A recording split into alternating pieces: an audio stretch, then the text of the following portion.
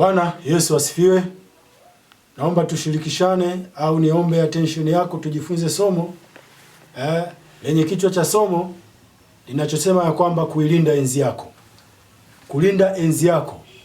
Naomba tusome kitabu kile cha Yuda sura ya 1 mstari wa 6. Na malaika wasioilinda enzi yao wenyewe, lakini wakayaacha makao yao yaliyowahusu, amewaweka katika vifungo vya milele chini ya giza kwa hukumu ya siku ile kuu. Amewaweka kwenye vifungo vya milele kwa hukumu ya siku ile kuu. Hapa anawazungumzia malaika ambao aliwaweka kwenye maeneo yao wakae, walinde hayo maeneo. Kila ulipowekwa kukaa, hicho ndio kiti chako cha enzi. Hiyo ndio enzi yako uliyopewa uilinde, na uilinde na uiangalie. Sasa anawazungumzia malaika hao walioasi, malaika wasioilinda enzi yao. Wameacha yale makao yanayowahusu yale. Wameacha, wameondoka, wanaenda wapi? Kutafuta nini? Hawa ndio ambao Mungu amewafunga katika vifungo vya milele chini ya giza kwa ajili ya siku ile kuu. Kwa hiyo ujumbe ninaotaka kuzungumzia ni wewe mtu wa Mungu kuilinda enzi yako. Kukaa pale mahali ulipowekwa. Kukaa pale mahali ambako wewe huko. Ilinde enzi yako. Ilinde enzi yako. Kaa pale mahali ambapo Mungu amekukusudia wewe kuwako ili uwe msaada kwa wengine, ili wengine wanapokuhitaji wakukute wewe uko mahali pale, ili Mungu anapokuhitaji akukute wewe uko mahali pale. Kaa kwenye enzi yako. Kaa mahali pale ambako Mungu amekukusudia wewe ukae. Hawa malaika hawa waliacha enzi yao. Waliacha enzi yao na makao yao yaliyoyahusu. Hawa ambao wamewaweka kwenye vifungo vya milele chini ya giza. Hawa malaika hawa. Wengine wako ndani yako leo, wameiacha enzi yao, wako ndani yako, wamekuja katika sura ya ugonjwa. Wengine leo wameacha enzi yao, wako ndani yako katika sura ya kifo na mauti. Wengine leo wameacha enzi yao, au malaika hao wameacha makao yao yanayoyahusu, wameacha, lakini leo wako ndani yako, wanaleta pressure na vidonda vya tumbo na sukari. Wako ndani yako, malaika wameiacha enzi yao. Nasema leo katika jina la Yesu, kila malaika aliyeacha enzi yake, ambaye amekukalia na kukutumikisha katika dhambi yoyote, katika jina la Yesu Kristo tunamweka kwenye vifungo. Tunamweka kwenye vifungo vya milele chini ya giza. Akatoke ndani yako. Katika jina la Yesu akatoke ndani yako. Malaika hawa walioacha enzi yao ndio wale malaika ambao walikwenda kuwaingilia wanadamu, hata wakazaa wanadamu majitu walioitwa wanefili.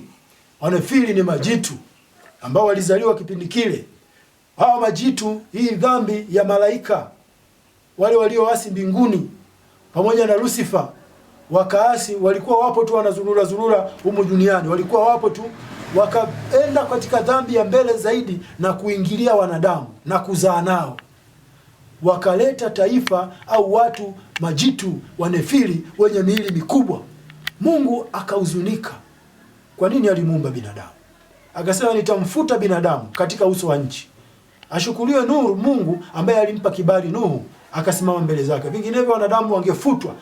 Maana alisema na ghairi ya kwamba nilimuumba binadamu. Kwa sababu gani? Hawa malaika wameacha makao yao yanayowahusu, wakaenda kukaa ndani ya wanadamu, wakazaa nao, wakaumba majitu.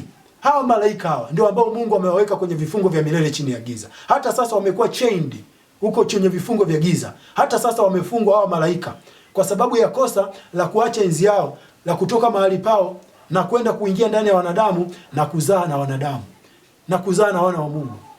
Hawa na kuzaa na wana wa wanadamu. Hawa malaika wameitwa kama wana wa Mungu, ndio walizaa na wana wa wanadamu. Hawa waliacha enzi yao, wakaenda kuwaingilia wanadamu na kuzaa nao. Mungu amewaweka kwenye vifungo vya milele chini ya giza, wanasubiri siku ya hukumu.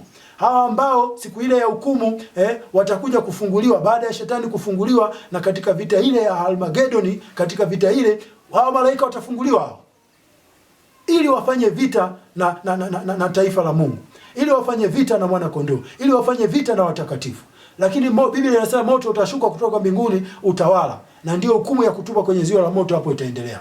Turudi kwenye somo letu. Leo kijana, nataka ujue sio watu wote unaopishana nao ni binadamu. Unaweza ukapishana na kijana mzuri kumbe sio mtu. Unaweza kupishana na msichana mzuri kumbe sio binadamu. Hao malaika walioasi wako wanavaa maumbo ya watu, utasema ni binadamu, lakini sio watu. Ndio maana usikurupuke kuoa au kuolewa na mtu kabla hujamuomba Mungu, kabla Mungu hajakwambia kwamba huyo ndiye mwenyewe. Wewe kila unayemuona unapita naye tu. Kwa kuwa na macho mazuri unapita naye tu. kwa kuwa amevaa suti basi unapita naye tu. Sio wote ni binadamu. Kama zamani za kwanza malaika wale waasi waliweza kuwaingia binadamu wakazaa nao, hata leo unaweza ukaishi na mtu kwenye ndoa kumbe sio mtu. Unaweza ukatembea na mtu kumbe sio binadamu. Hawa watu wapo, wameachiliwa.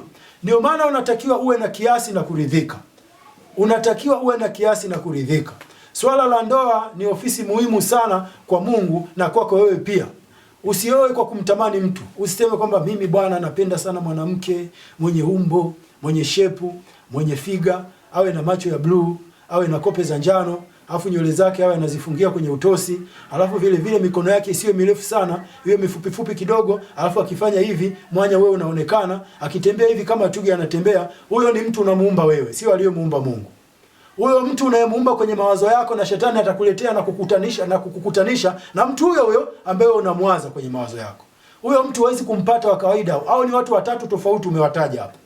Ni watu watatu tofauti umewataja hapo. Mungu haumbi wakamilifu. Mungu haumbi wakamilifu. Hao ukitaka mwanamke au mwanaume mwenye hiki na mwenye hiki, hao ni watu wawili tofauti.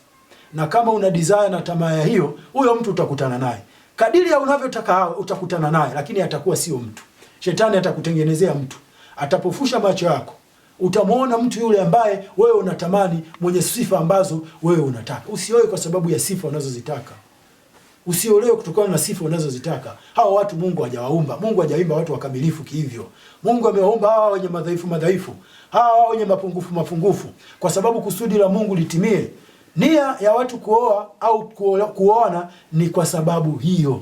Ni kwa sababu ya. Inasema kwa sababu hiyo mwanamume atamwacha mama yake na mwanamke atamwacha baba yake na mama yake. Watu hawa wataungana, watakuwa kitu kimoja. Nini kitachowaunganisha? Ni sababu hiyo. Kwa sababu hiyo mwanaume atamwacha baba yake na mama yake, ataambatana na mkewe.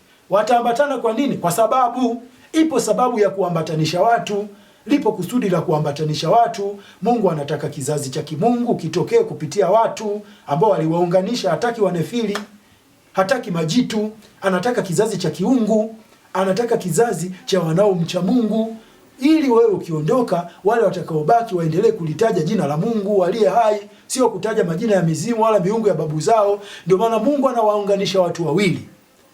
Huyo anamwacha baba yake na mama yake, anaambatana na mkewe kwa sababu lipo kusudi la kuunganishwa kwao.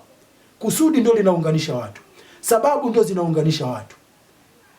ndio zinaunganisha watu. Kusudi kupitia watu wao kuungana watafanya kazi ya Mungu pamoja. Mwanamke atalitumikia kusudi lililo ndani ya mwanaume. Mwanamke atakuwa msaada kwenye huduma aliyokuwa nayo mwanaume. Au mwanaume atakuwa msaada kwenye huduma aliyokuwa nayo mke wake. Atamsaidia kumfikia pale ambapo Yesu anataka afike. Kipo kitu kinachowaunganisha watu. Watu hawaunganishwi hivi hivi tu. Kuna sababu ambayo Mungu anaitumia kuwaunganisha watu. Ndio maana anasema kwamba ndoa ni mpango wa Mungu. Mungu anawaunganisha watu kwa sababu. Kwa hiyo sasa nazungumzia malaika walioiacha wasioilinda enzi yao. Wapo. Wengine wapo hadi leo. Tunapishana na watu lakini sio watu, ni mapepo. Lakini sio watu, ni majini. Usitamani mtu. Biblia inasema usiutamani uzuri wake moyoni mwako. Ukishatamani tu uzuri wake moyoni mwako, umekwenda. Utaletewa mtu wa vile vile ulivyomtamani. Mimi natamani awe hivi, utakutana naye. Utatengenezewa kuzimu mtu wa hivyo, alafu utapishana naye njiani. Huyu si ndio yule nilikuwa nampenda? Utaanza kuambatana naye, umeenda. Shalom. Mungu awabariki, muwe na wakati mwema.